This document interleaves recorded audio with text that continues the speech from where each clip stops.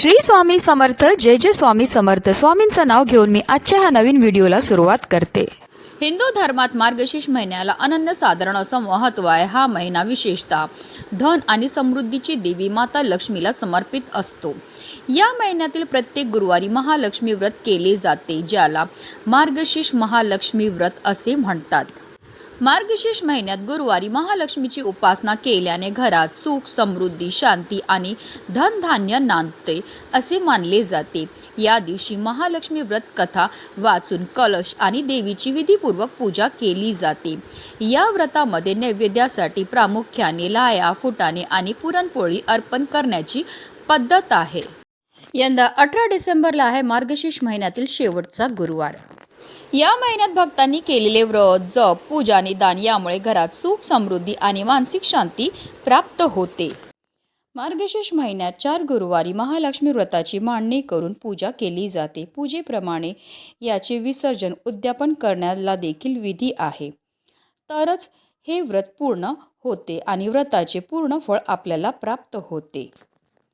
आणि म्हणूनच आपण मार्गशीर्ष महिन्यातील शेवटच्या गुरुवारी व्रताचं उद्यापन हे करत असतो. आणि अशातच जर तुम्ही मार्गशीर्ष महिन्यामध्ये महालक्ष्मीचे व्रत करून पूजा मांडणी केली असेल तर 18 डिसेंबरला मार्गशीर्ष महिन्यातील शेवटच्या गुरुवारी आपल्याला उद्यापन हे करायचे आहे.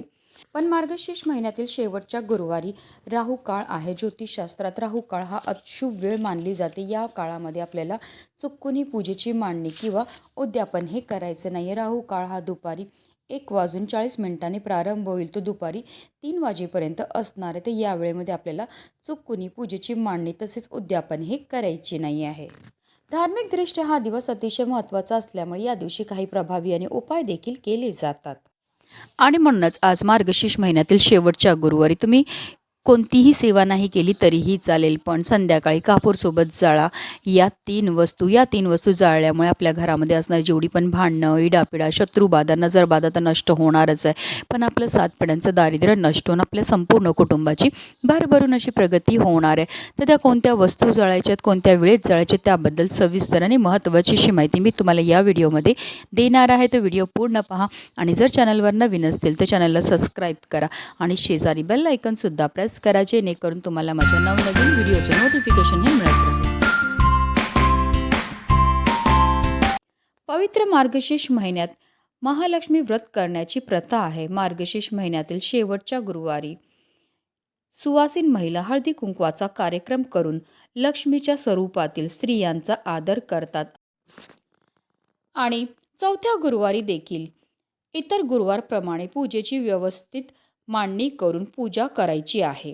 महालक्ष्मी व्रताची कथा वाचायची आहे. संध्याकाळी देवीला नैवेद्य दाखवायचा आहे आणि संध्याकाळी महिलांना हळदी कुंकवाला आपल्या घरी आमंत्रण करायचे आहे, कारण त्यांना देखील देवी स्वरूपात मानून आदर करायचा आहे.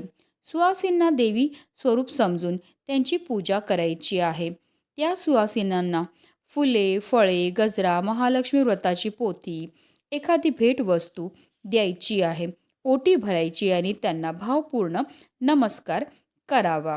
तसेच महिलांचा उपवास असेल तर त्यांना आवर्जून दूध द्यायचं आहे किंवा अगदी तुम्ही भोजनसुद्धा देऊ शकतात. या मार्गशीर्ष महिन्यातील शेवटच्या गुरुवारी कन्यापूजन देखील केले जाते. शक्य असेल तर तुम्ही कन्यापूजनसुद्धा करू शकतात. मार्गशीर्ष महिन्यामध्ये दानाला खूप महत्त्व आहे. जर तुम्ही अजूनपर्यंत आपल्याकडनं काहीही दान केलं नसेल तर मार्गशीर्ष महिन्यातील शेवटच्या गुरुवारी ब्राह्मणांना शिदा, वस्त्र आणि दक्षिणा देऊन तुम्हाला त्यांना नमस्कार करायचा आहे. या केलेल्या दानाने आपल्याला दुप्पट पटीने पुण्यफळ हे प्राप्त होत असतं. आता जर मासिक धर्मामुळे जर तुमचा एखादा गुरुवार गेला असेल तरीसुद्धा तुम्हाला 18 डिसेंबरला म्हणजेच मार्गशीर्ष महिन्यातील शेवटच्या गुरुवारी उद्यापन हे करायचं. आता जर तुम्हाला 18 डिसेंबरलाच मासिक धर्म असेल, तुम्हाला उद्यापन करणं शक्य नसेल तर तुमच्या घरातील इतर सदस्यांनी उद्यापन केलं तरीही चालणार आहे. आता जर काही कारणास्तव तुम्हाला 18 डिसेंबरला उद्यापन करणं शक्य नसेल, मासिक धर्म असेल, सुतक सुयर असेल, तर तुम्ही पौष महिन्यातील पहिल्या गुरुवारी उद्यापन हे केलं तरीही चालणार आहे. आता बऱ्याच जणांचा प्रश्न असा येणार आहे की पौष महिन्यामध्ये कोणतंही शुभ कार्य केलं जात नाही, मग आपण उद्यापन कसं करावं. तर पौष महिन्यामध्ये देवाच्या पूजा करण्याला कोणतेही अडचण नाही आहे. म्हणून तुम्ही मार्गशीर्ष महिन्यातील जे शेवटच्या गुरुवारी तुमचं उद्यापन राहिलं असेल काही कारणास्तव, तर ते तुम्ही पौष महिन्यातील पहिल्या गुरुवारी आवर्जून करू शकता.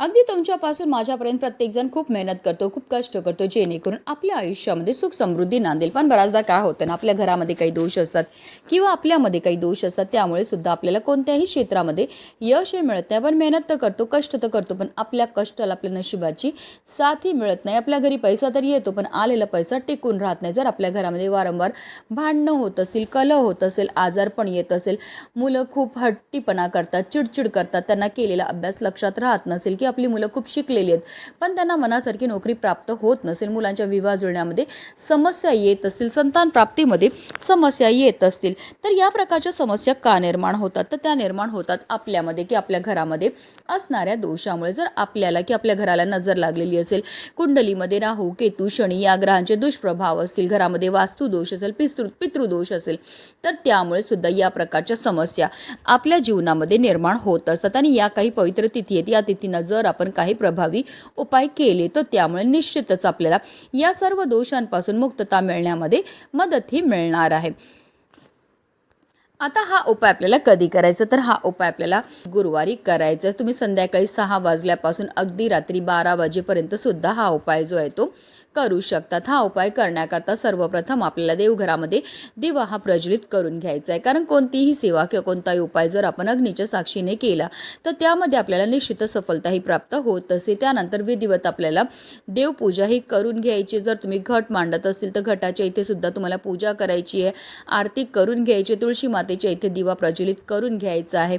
त्यानंतर आपल्या घराचे जे दरवाजे आहेत आणि खिडक्या ते आपल्याला खोलून टाकायचे आहेत. कारण आपल्या घरामध्ये असणारी जेवढी पण नकारात्मकता, एडापिडा, अलक्ष्मी येतील आपल्याला घरातनं बाहेर काढून टाकायचं आहे. हा संपूर्ण उपाय आपण देवघरासमोर बसूनच करणार आहेत. हा उपाय करण्याकरता आपल्याला एक मातीची पंतीही घ्यायची आहे. कारण मातीच्या पंतीमध्ये सकारात्मक अशा लहरी असतात. त्या मातीच्या पंतीमध्ये आपल्याला एक शेणाची गौरीही टाकायची. शेणामध्ये साक्षात माता लक्ष्मी निवास करते आणि घरामध्ये शेण जाळल्यामुळे आपल्या घरामध्ये असणारी जेवढी पण नकारात्मकता, इडापिडा, दोष आहेत, अलक्ष्मी असते, ती घरातनं काढता पाय करून निघून जाते. त्या शेणाच्या गौरीवर आपल्याला 5 भीमसेनी कापूरच्या वड्या ह्या ठेवायच्यात. मी प्रत्येक उपायामध्ये नेहमी सांगत असते की आवर्जून आपल्याला भीमसेनी कापूरच वापरायचा आहे. कारण तो नैसर्गिकरित्या बनलेला असतो. त्याच्यामध्ये जे तत्व असतात ते आपल्यामध्ये आणि आपल्या घरामध्ये असणारी जेवढी पण नकारात्मकता, इडापिडा, ग्रहदोष, वास्तुदोष, पितृदोष दूर करण्याकरता अतिशय प्रभावी मानला जातो. त्याचबरोबर आपल्याला 5 लवंगा आणि 3 हिरव्या वेलची सुद्धा घ्यायची आहेत. ज्या लवंगा आणि हिरव्या वेलची आपण घेणार आहेत त्या व्यवस्थित पाहून घ्यायच्या. त्या अखंड असाव्या, कुठेही तुटलेल्या फुटलेल्या किंवा खराब झालेल्या नसाव्या. ज्याप्रमाणे लवंगा आणि हिरव्या वेलची आपल्या जेवणाची चव वाढवतात, त्याचप्रमाणे आपलं भाग्य उजळायचं काम सुद्धा करत असतात. तसेच लवंगा आणि हिरव्या वेलची या माता लक्ष्मीला सुद्धा अतिशय प्रिय आहेत. आणि जेव्हा पण आपण माता लक्ष्मीला प्रिय असणाऱ्या वस्तूंपासून काही उपाय किंवा सेवा करतो तर त्यामुळे माता लक्ष्मी आपल्यावर प्रसन्न होत असते. आता या लवंग आणि हिरव्या वेलची सुद्धा आपल्याला त्या मातीच्या पंतीमध्ये नेऊन टाकायचे आहेत. त्याचबरोबर आपल्याला थोडेसे काळे तीळ सुद्धा आपल्या हातामध्ये घ्यायचे आहेत. तिळांची उत्पत्ती ही श्रीहरी विष्णूंच्या घामापासून झाली होती. तसेच काळे तीळ हे आपल्या पितरांना सुद्धा समर्पित आहेत. आणि जेव्हा पण आपण काळे तिळांपासून काही उपाय किंवा सेवा करतो तर त्यामुळे आपल्या जीवनामध्ये असणारा प्रखरातला प्रखर पितृदोष, ग्रहदोष, शत्रुपीडा, दारिद्र्य दूर होण्यामध्ये मदतही मिळत असते. कारण तिळांना दारिद्र्यनाशक असं सुद्धा म्हटलं जातं. आता हे काळे तीळ आपल्या घरामध्ये जेवढे पण सदस्य असतील त्या प्रत्येक सदस्याच्या डोक्यापासून पायापर्यंत 7 वेळा आपल्याला उतरवून घ्यायचे आणि हे काळे तीळ सुद्धा आपल्याला त्या मातीच्या पंतीमध्ये नेऊन टाकायचे. आता देवघरामध्ये प्रज्वलित असलेल्या दिव्याच्या मदतीने आपल्याला या मातीच्या पंतीमध्ये असणारा जो कापूर आहे तो प्रज्वलित करून घ्यायचा. कापूर प्रज्वलित झाला की त्यामध्ये आपल्याला थोडंसं तूप टाकायचं. तूप देखील माता लक्ष्मीला अतिशय प्रिय आहे. तूप टाकल्यामुळे प्रचंड धूर हा निर्माण होतो. काही वेळा करता ही जी मातीची पंती आहे ती आपल्याला देवघरामध्येच ठेवायची आणि त्यानंतर याचा जो धूर आहे तो आपल्या संपूर्ण घरामध्ये आपल्याला फिरवायचा आहे. फिरवताना आपल्याला ओम श्री महालक्ष्मी नमो नमः किंवा ओम नमो भगवते वासुदेवाय नमः या प्रभावी मंत्राचा जप हा करायचा. संपूर्ण घरामध्ये हा धूर फिरून झाल्यानंतर आपल्याला आपल्या मुख्य प्रवेशद्वाराच्या उंबरठ्याच्या बरोबर मधोमध नेऊन या मातीच्या पंतीला ठेवायचं. जिथपर्यंत कापूर प्रज्वलित आहे तिथपर्यंत निरंतर आपल्याला मंत्राचा जप हा करायचा आहे. अतिशय प्रभावी असा हा उपाय केल्यामुळे आपल्या जीवनामध्ये असणारा प्रखरातला प्रखर पितृदोष, ग्रहदोष, शत्रुपीडा तर नष्ट होतेच होते, पण आपलं 7 पिढ्यांचं दारिद्र्य नष्ट होऊन आपल्या घरामध्ये अखंड माता लक्ष्मीचं आगमन हे होत असतं. आता या मातीच्या पंतीमध्ये असणारा कापूर शांत झाला की यामध्ये काही वस्तू असतील, ज्या जळालेल्या असतील, काही नाही जळालेल्या असेल, तर त्या वस्तू आपल्याला आपल्या घरापासून लांब नेऊन टाकून द्यायच्यात. अशा रीतीने आपल्याला हा उपाय जो आहे तो मारी करायचा. म्हणूनच व्हिडिओ जास्तीत जास्त लोकांपर्यंत शेअर करा, जेणेकरून प्रत्येकाच्या आयुष्याचं कल्याण हो हीच मनामध्ये इच्छा. श्री स्वामी समर्थ. जय जय स्वामी समर्थ.